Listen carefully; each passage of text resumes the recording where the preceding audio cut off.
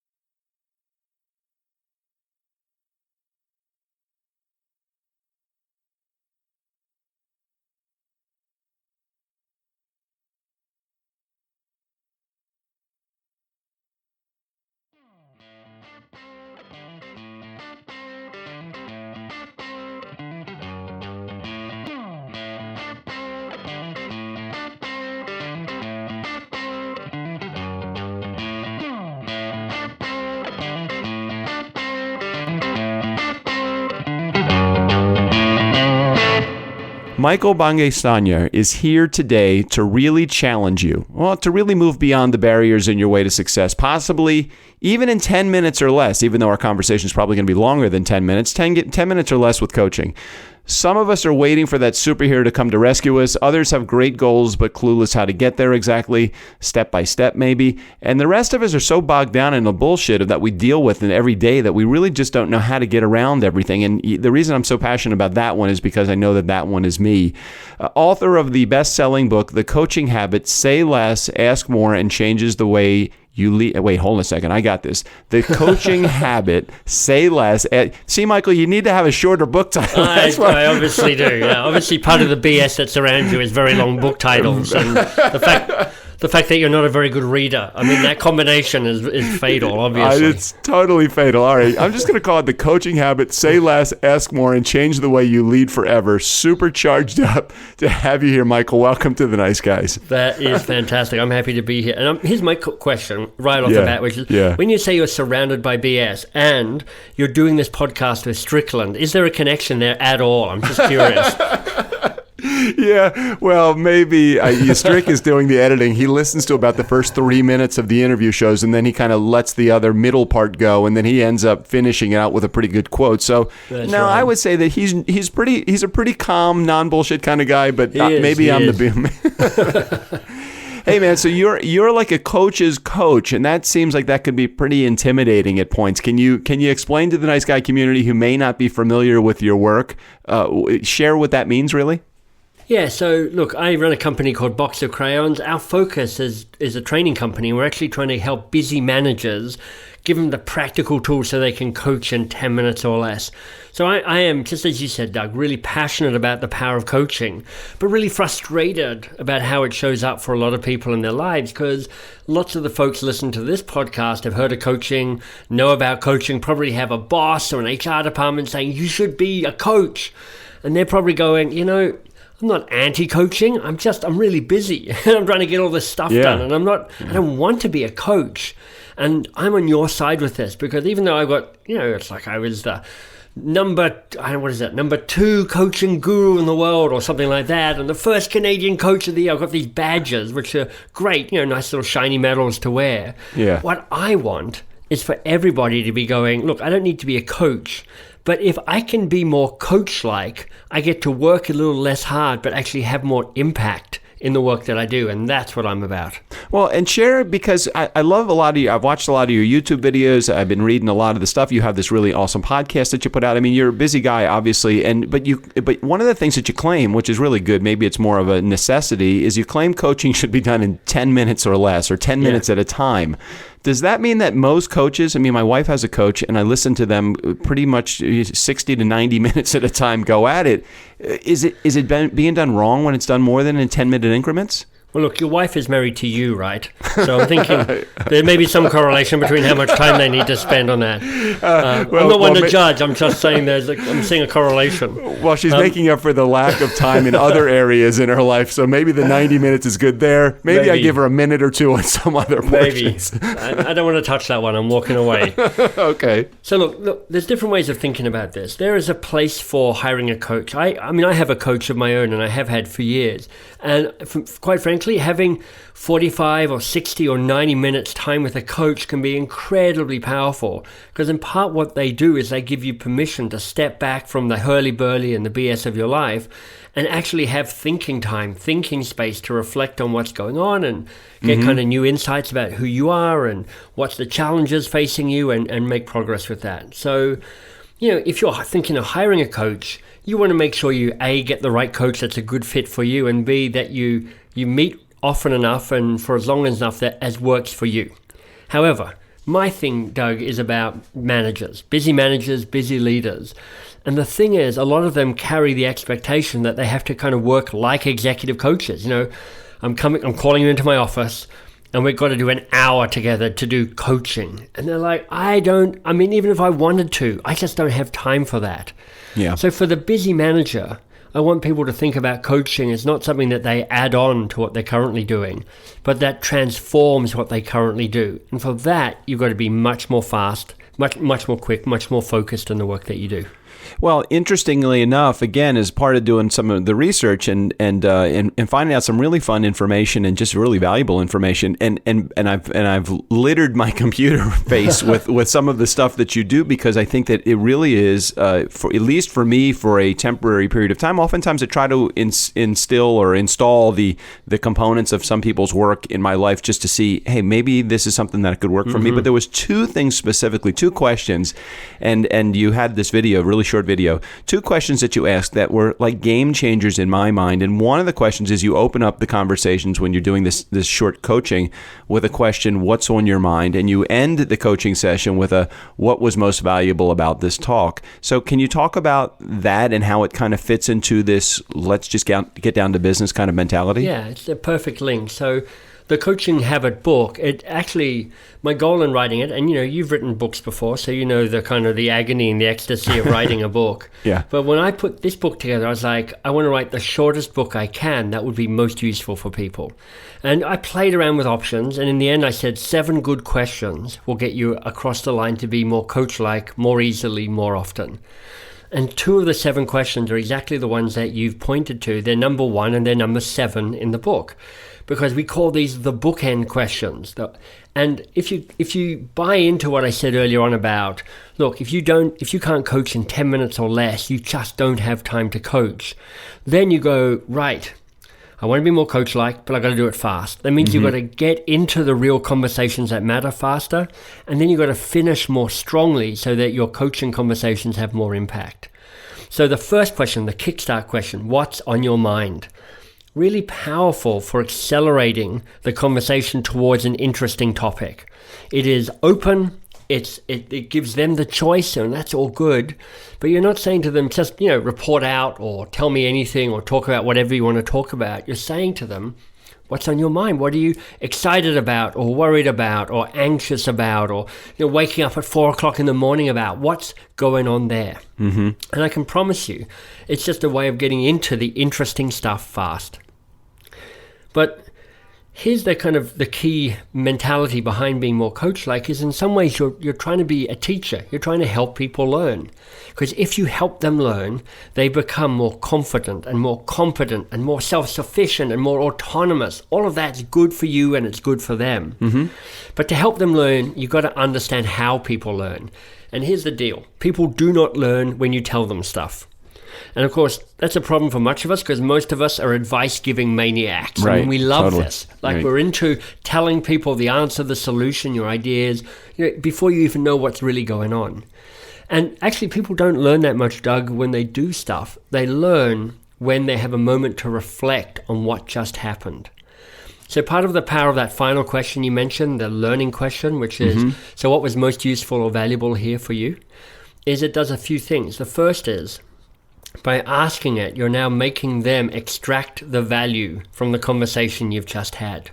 So actually they go, instead of, you ending it going, I was just awesome in this conversation, gold nuggets fell from my tongue, I couldn't have been smarter. And then walking away going, I have no idea what that was about. Right.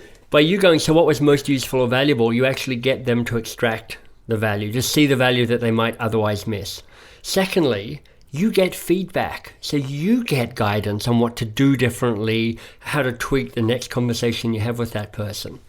And then most subtly, you're actually framing this whole interaction, these ongoing interactions with you, as useful, valuable interactions, so people appreciate talking to you and interacting with you more.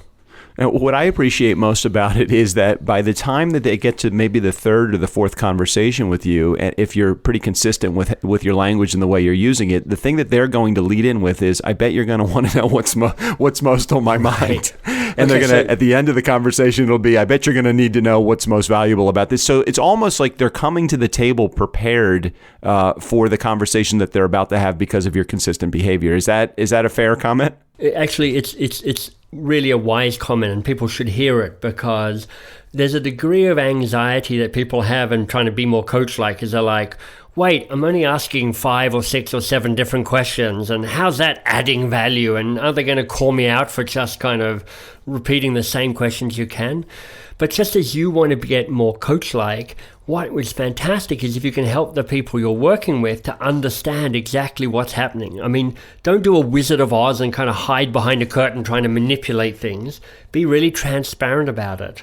And honestly, Doug, one of the best coaching conversations I ever had with a guy also called Michael, as it happens. And I'd been working with him for a number of years. I actually trained him in some of the tools that we use. And I literally had a 10-minute conversation where he came in and went, okay, so I'm wrestling with this thing, but you always go, so what's on your mind? And I would say this, and then you'd ask the best coaching question in the world, which is, and what else? So this is what else? And then you'd probably go, so what's the real challenge here for you? That's the focus question. And then you go, and what else? And then you go, so what's the real challenge? And honestly, he just went through this whole, there was a monologue for 10 minutes. And at the end, he's like, got it. That's perfect. Thank you. And basically hung up the phone. And I was just like, I am a legend. He is Grasshopper and I am, I don't know, Mr. Miyagi, whoever it might be. It was a great moment. But how great is that when the student becomes the teacher, not only to someone else, but to themselves? Right. So that's actually expanding their competence, right? That they're able to process that work themselves rather than being overly dependent on you. Because what we find, Doug, is that most busy folks in organizations are battling 1, 2, or 3 of these vicious circles. The first is an over-dependent team, right? The more they come to you for answers, the more you give them answers, the more you give them answers, the more they come to you for answers, and so it goes. Overwhelm, and you talked about that in the introduction, just too much stuff coming at you, and the more you lose your focus, the more you kind of get overwhelmed, and the more you get overwhelmed, the more you lose your focus, and that develops.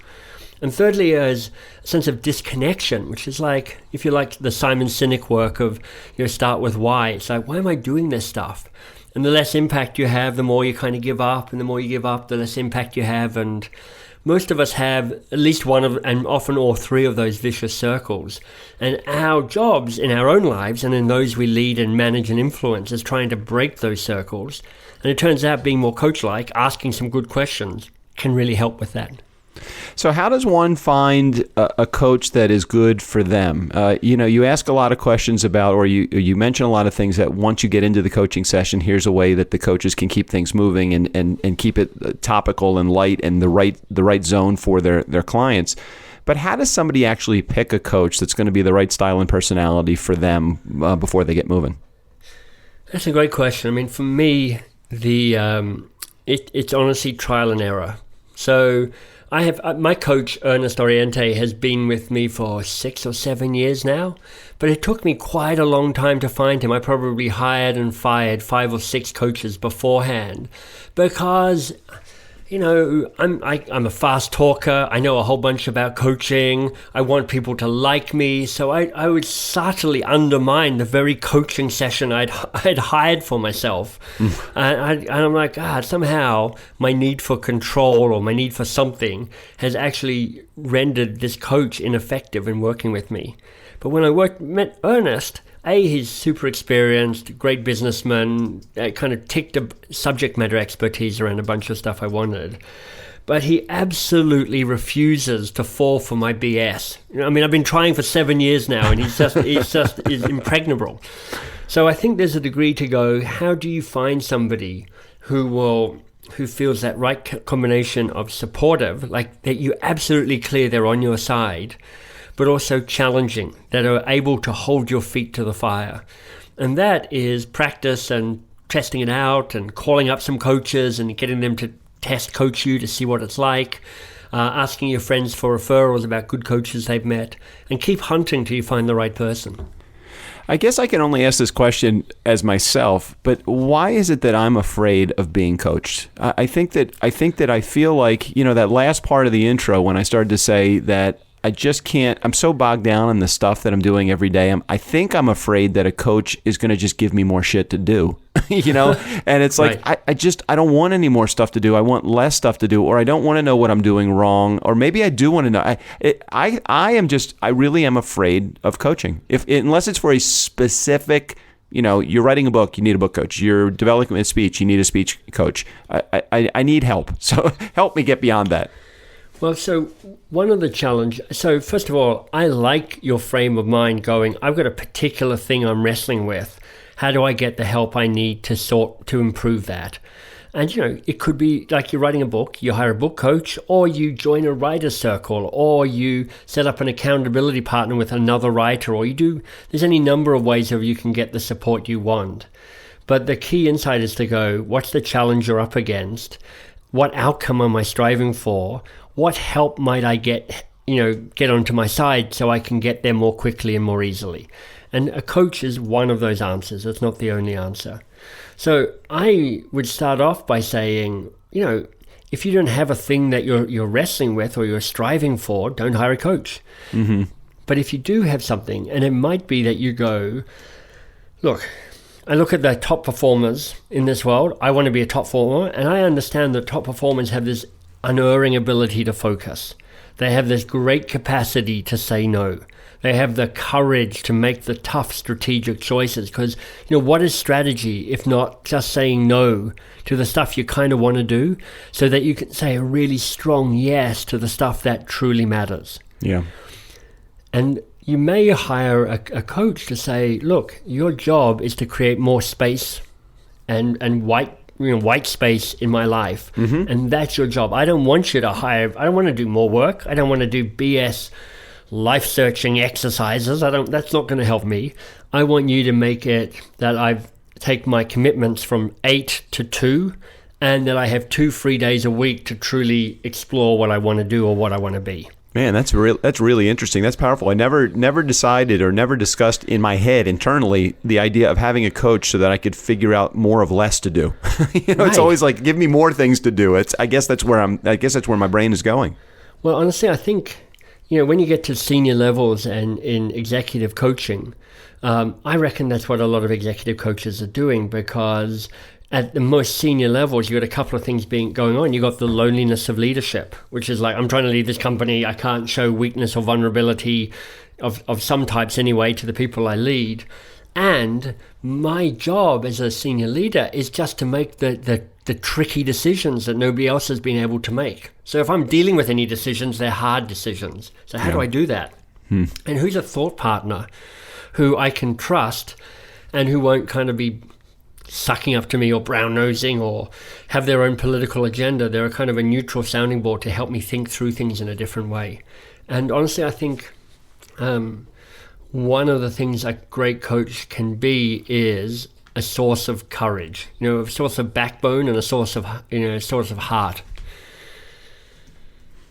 I mean, it's a fascinating subject. I mean, the idea of coaching and how do we pick our coaches, and then once you pick a coach, how do they know exactly the right direction? It's almost like you need a crystal ball in order for them to determine where you're supposed to go. And I think a good coach lets their client answer the questions and not necessarily tell them what to do. I got a lot of that out of the information that I was reading about you and all the videos that I've been watching about you as well. Is that the direction that a good coach is supposed to go? Well, there's a philosophy in some parts of coaching, which is honestly, as a coach, you should only ever ask questions, never give advice. And I don't actually buy into that. I think one of the reasons you hire a coach is often because of the subject matter expertise they have, the scars they've collected on the way, the kind of the wisdom they've accumulated. But what I notice is a great coach deploys that experience, tells their own stories later rather than earlier in the conversation. So there's a place for going, well, look, here's my thought, here's my story, here's what I think. But a great coach will have asked a bunch of questions beforehand to have taken you to the place where that story or that wisdom is most useful for you to hear. Yeah, great website that you have. It's boxofcrayons.com. Nice Guy Community. We'll make sure we put a link in the show notes so that you can check out. Actually, let me say this. Oh, yeah, it's boxofcrayons.biz. Oh, .biz. I'm sorry. Yeah, you're right. Yeah. Well, yeah, the other one will take you right to Crayola. probably don't want to go there. I'm sorry about that, Michael. That's boxofcrayons.biz. It's got a lot lots of great information about how to get a hold of your books, how to read your blog, good videos, information on your keynote speaking. If there's one area that you really wanted to focus focus on your career, where would you say that you would like to go? Well, we're having the exciting time at the moment at Box of Crayons. We're in a real growth spurt. The book has been super successful. It's like sold 200,000 copies in the first year, which is amazing. It's crazy. About 198,000 more copies than I thought it would sell. So I'm stoked by that. That's great. It means that we've got this great surge in new business as a company as well. So I'm just trying to surf this wave without falling off it and face planting too badly. Well, it's amazing. Yeah, I'm sorry. Go ahead. So it's about building a team that is still aligned to the values we have as an organization, that stays committed. Not trying to overbuild the team, because we've all been there where you've gone, I'm on a growth surge, and you build out too much infrastructure, and then the surge goes away, and then you're struggling. So just trying to walk that fine line is really my focus right now. Yeah, what's great about it was when I went over to Amazon, I was doing some research and looking at your book and seeing the status of the I don't know if whatever it is, downloads or ranking or whatever it is.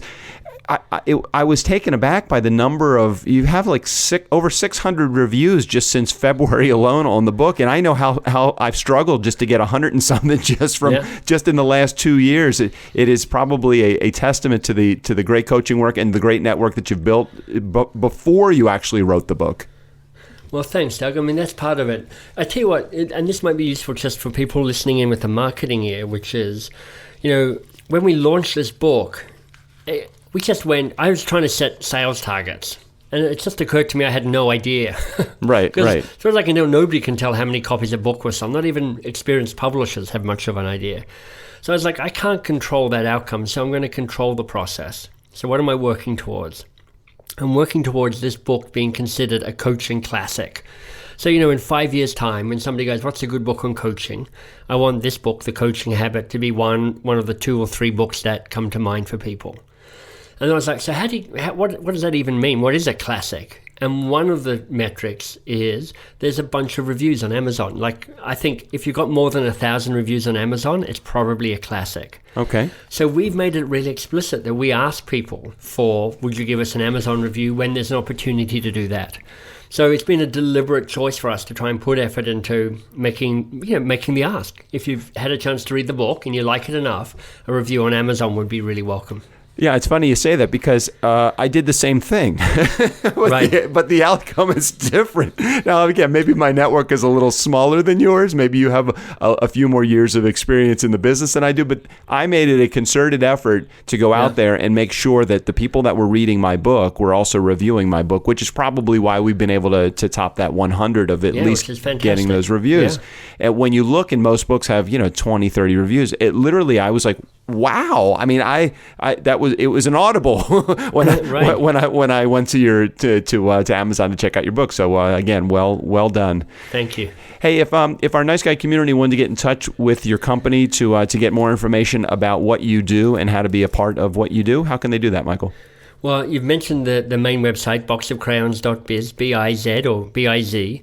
If you're just interested in the book and you're like, that sounds interesting, if you go to thecoachinghabit.com, there's a ton of free downloads and resources and videos, just as Doug's mentioned. So, I mean, obviously, it'd be great if you bought the book, but you don't have to. You can just jump to that website and get a ton of stuff. That's great. Very cool. And we'll make sure we put all that information in the show notes as well. And before we wrap up the interview, Michael, I know that our Nice Guy community, especially the FunkNfans, those are our hardcore Nice Guy community members. Yeah. They like action. So they want to be able to, after they listen to this interview, they want to be able to put into action something that you have done. Is there any tool or tip or trick that you can provide that they can actually get started on immediately after they listen to this interview? So I'm going to offer 2 things. One's at a kind of meta level, one's a really practical tool. The first thing I would say, and this is the meta level one, is if you want to change anything, you have to understand how habits work, because habits are the building blocks of behavior change. It's not enough to listen to Doug talking or me talking and go, oh, I got it, I'm going to be more whatever. You need to understand how to deliberately set new habits for yourself so you can change the way that you work. And on that website, thecoachinghabit.com, there's a nice report you can download. It's called the 6.5 Habit Gurus, I think. Mm-hmm. Or download the first chapter of the book, and that's all about building habits. So I'd say that's a key action, which is learn about habits. if you want to pick something really specific about coaching, I'm going to give you the one question that I think is the easiest to master and incorporate into your day-to-day conversations. Best coaching question in the world, number 2 in the book. The acronym AWE, so it's literally awesome. And the question is, and what else? Because here's the insight. The first answer somebody gives you is never their only answer. It's rarely their best answer. So when you ask a question, nod your head, look interested in terms of whatever they say, and then instead of rushing into action or advice or wherever you're tempted to do, just go, that's brilliant, I love it. And what else? What else could you do? What else are you thinking of? What else is a possibility? And you'll find that there's more there to be tapped into, and that conversation is going to start feeling better for them and easier for you. That is amazing. All right, I just added that to the what's on your mind was number 1, and the other bookend, what was the most valuable part of this talk, and now I'm going to add into the middle of that, and what else? You got it. Yeah, because I heard you make reference to that as a part of the conversation that you were having in the middle of our interview. And I'm like, this is interesting. This guy, he's actually able to set his own record here, and you did a very good job. I love that. I am definitely going to get a hold of this book, and I will definitely be one of those that goes on Amazon to review it as well. Michael, thank you so very much. One final question. We're gonna wrap up. If you got time for a personal question. Of course. All right, great. So for a moment, just imagine you're getting an invitation in the mail, and it's an invitation to go to a party. At the bottom of the invitation is usually the dress code. What dress code would you prefer to have on your invitation? Well, that's such a good question. I mean, I like dressing up. So, for instance, I would love a 16th century, kind of the court of Louis XV dress up, where you get to wear one of those enormous wigs and silk tights and kind of, frilly things. But failing that, if I had to go 21st century, it would probably be an homage to Prince. So a lot of purple, a lot of crushed velvet. That's where I'd go. All right. I love the crushed velvet guy. I love it. Hey, Nice Guy community, go over to YouTube and check out some of the videos that Michael has put together. If you thought that I was the only guy that has crazy hair in this world, you've got to see Michael. You've got to see true. Michael's. Very nice. Hey, Michael, thank you so much for being a part of the interview today. I'm looking forward to hearing much more from you. Doug, it's been a true pleasure. Thank you. My pleasure. Nice Guy community, never underestimate the power of nice. Again, special thanks to Michael. I won't even try to pronounce his last name again. I did it once. I don't have to do it. All right, hold on. We're going to do this together, all right? So I'm going to say it, and then you're going to correct me. So I have Michael Bangay Stanier, but that's not right. It's Bangay Stanier. Yeah, Bangay Stanier. So when I got married, I took my wife's surname. And it's caused confusion ever since. And Doug, you have to know that the low point for this was getting a letter addressed to Michael Banging Spaniel. So compared to Banging Spaniel, you are completely nailing it. All right. You are too kind. Michael, thank you again for being a part of the show today. It's a pleasure. All right, Steve O'Brien, go ahead and take us out of here. For the Nice Guys on Business, I'm Steve O'Brien. Fill up your week with the Nice Guys. Well, there's always money in the banana stand.